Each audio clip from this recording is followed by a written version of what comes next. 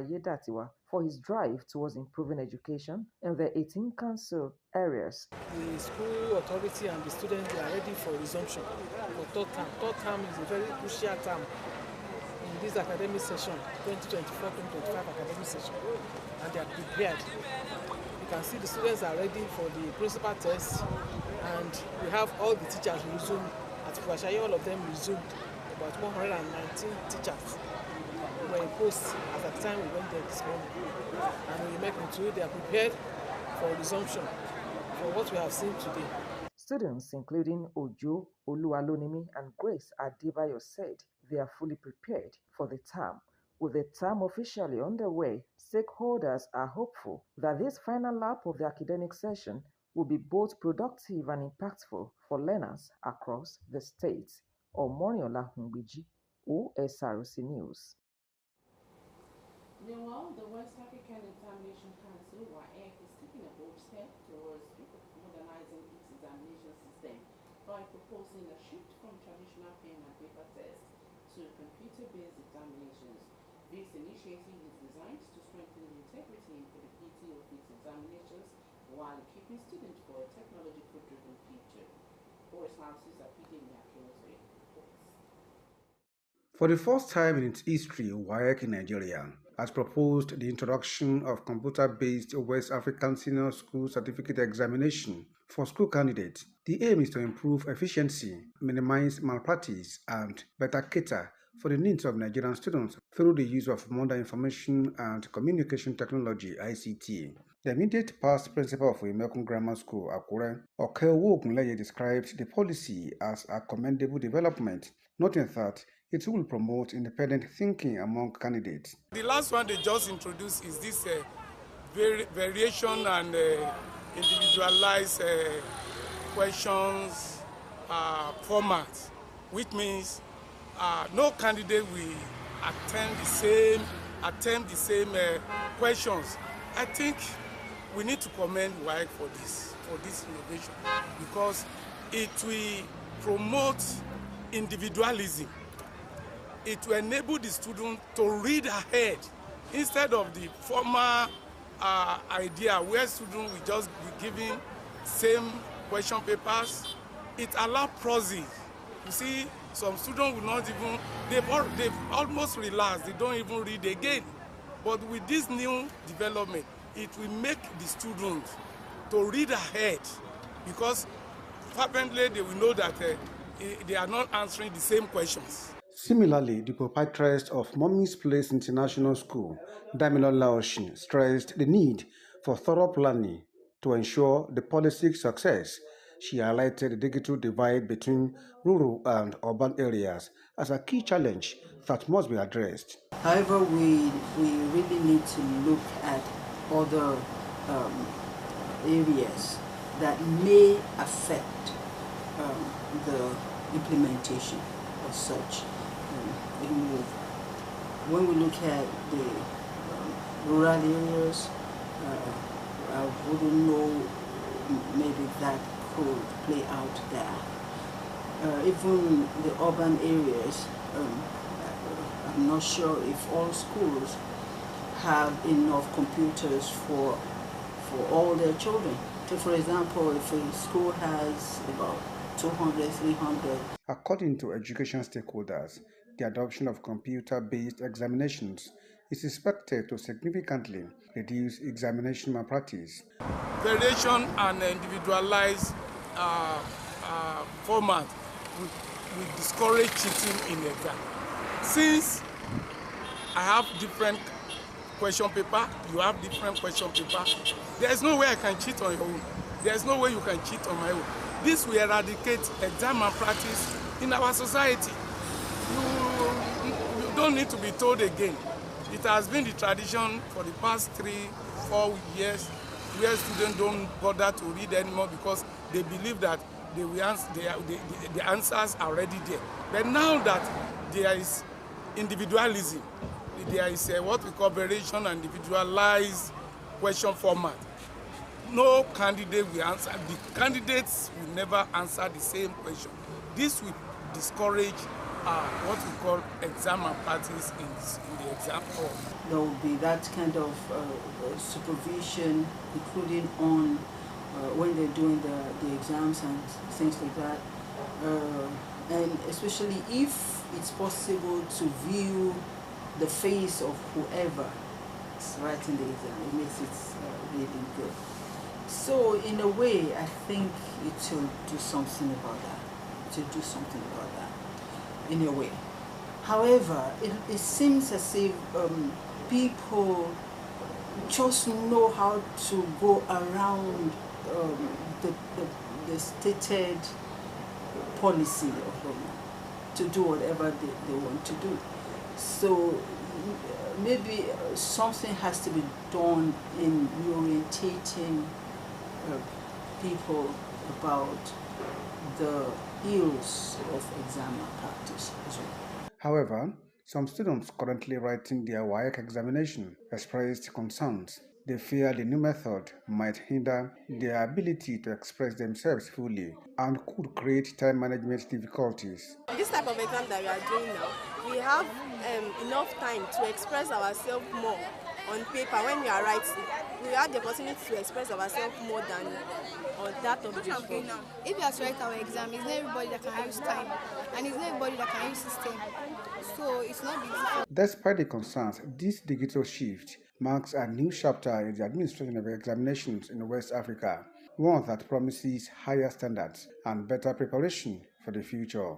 WAEC's move towards computer-based testing is not just a policy change, it is a step towards redefining the future of learning and assessment in the region.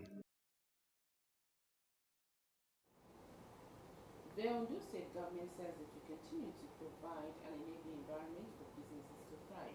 Governor Dr. Iroyin was addressing the forum of retired heads of service and permanent secretaries during the annual get-together in Akure. Government House correspondent Iroyin Ipinle reports as presented from our studio. The annual get-together for heads of service and permanent secretaries brought together both serving and retired senior civil servants in a show of solidarity and celebration. The gathering provided an opportunity to check on the welfare of members, celebrate retired members within the year, and explore ways the forum could support members.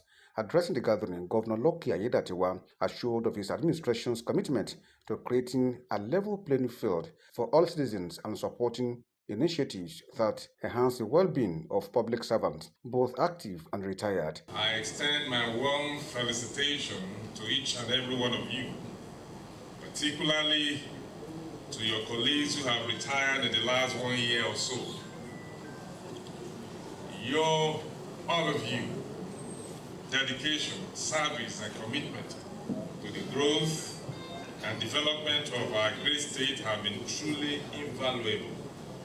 I will take this opportunity to celebrate you for your contributions. Your wealth of experience, expertise, and unwavering commitment have not only shaped the public service of our dear state, but have also helped build institutions, drive development, and improve lives.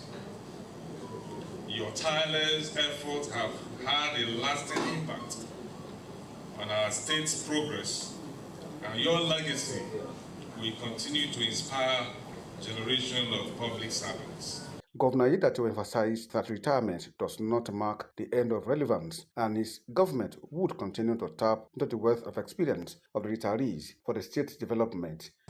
We honor your service, acknowledge the impact you have made, and express our deepest gratitude for your selfless services. I am particularly touched by the honor bestowed upon me by this noble forum, and those awards and gifts, to be celebrated by the very individuals who have dedicated their lives to public service and who have made appreciable impacts. It's a testament to the progress we have made in building the sustainable synergy between the bureaucracy and political class. The chairman of the forum, Bumi Aladin, expressed gratitude to the governor for his encouraging words and ongoing support to the association. He also commended the governor for fostering a conducive environment that enables such gathering to take place. Your victory was really unprecedented and a testament that you are God chosen at this time. Everything is really turning around for your good. We also want to celebrate you on your modest achievements since your assumption of office, despite the security challenges in the recent. And just like today, we know the flag off here and there that has just happened, and also the empowerment training for our youths, 500 of them at a go. All these are noble. The event featured goodwill messages from members and well-wishers. A highlight of the event was the decoration of Governor Loki Ayedatiwa as a patron of the forum.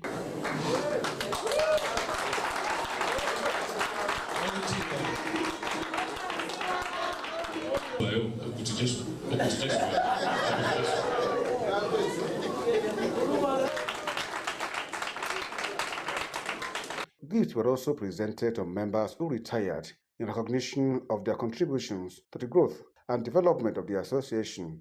There was dining and wining at the event as a live band entertained guests throughout the evening. Residents of Iroyin Ipinle Ondo state capital are appealing to the government for urgent intervention as heavy rainfall has rendered their road impassable. The area is plagued by perennial flooding, which damages homes and disrupts daily movement for both residents and commuters. Blessing will be reports.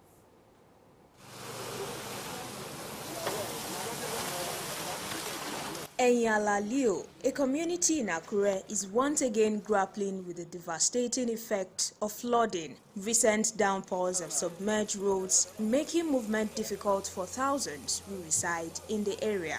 The perennial flooding caused by overflowing waterways often forces water into homes and leaves roads nearly inaccessible. This is the reality for residents and commuters along Iroyin, where navigating through this flooded area is difficult. With the rains intensifying, residents fear the situation may deteriorate further, putting lives and property at greater risk. They are calling on the government to act swiftly before the crisis escalates. For the past 5 days, we have been indoor. This, you can see yourself, this bridge is so flooded that nobody can pass. See our people now, you can't go out. And Monday is the resuming day for students and pupils. Whatever, I mean, it's always like this. And we are suffering here. That's what I can say, because everywhere, even to our homes, these places are always flooded, down to even the 4-second street there. We are the mercy of this water, this rain. Our appeal, the community as a whole, we want the government to come to our aid. It is not when water carried away people that they will come to our aid. We have been on this issue from the time immemorial, so we don't know how soon the government will come to our aid. During Osrc's visit, Chairman Akure South Local Government, Benga Fashua, was on ground inspecting the affected area alongside landlords and community leaders. He acknowledged the concerns of residents and assured that immediate steps would be taken to address the situation. Now they make a cry of what this flooding has done. Assure them in the next few days they will say thank you to the government for what we have started. Not that we want to just start, we have started it, and the waterways are being cleared. Indeed, we know this is a sort, but beyond this, we have started what we call a preventive method. A preventive method we have started compared to this curative that is being done in that in years to come, because the depth of what we will dredge here will be that the flow of the water, they won't even see it. It will go so deep, and of course it will be so wide. For that sake, I assure them it's a thing of few days to come. As the rainy season sets in, authorities are urging residents to stop indiscriminate dumping of waste and adopt proper disposal practices to prevent further disasters. Blessing Obe, Osrc News. And that's this Sunshine Report. Thank you so much for watching. Join us at 6 for updates. Good afternoon.